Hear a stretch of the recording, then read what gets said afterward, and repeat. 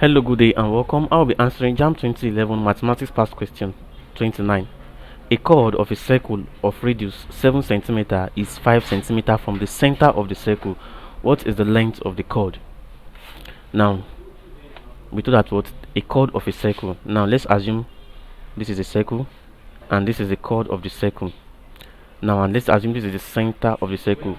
Now, we are told that the radius is what? 7 cm. The radius of this circle is 7 cm, meaning here is 7 cm and here is 7 cm. Now they say the chord is what? 5 cm from the center of the circle, meaning from here to the chord is what? 5 cm. Now what is the length of the chord? Now let's divide this chord into two. Let's call here x and here x. Now if you look at one part of that x, let's pick one part.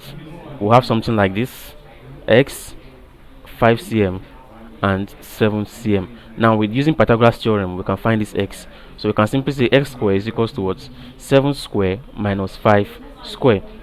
So x square is equals to 49 minus 25. So x square is equals to what? 24. Now x is equals to the square root of 24. Now square root of 24 is equals to the what? Square root of 4 multiplied by 6. So x is equals to what? Root 4 multiplied by root 6. So x is equals to 2 root 6, because root 4 will give us 6, so times root 6 will give us 2 root 6. But now the length of the chord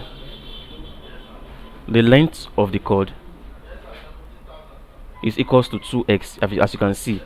So therefore the length of the chord is equals to 2 multiplied by 2 root 6, and that's equals to what? 4 root 6, which is option A, 4 root 6 cm. Thank you and God bless you. Ensure subscribe to the channel for more videos and past questions.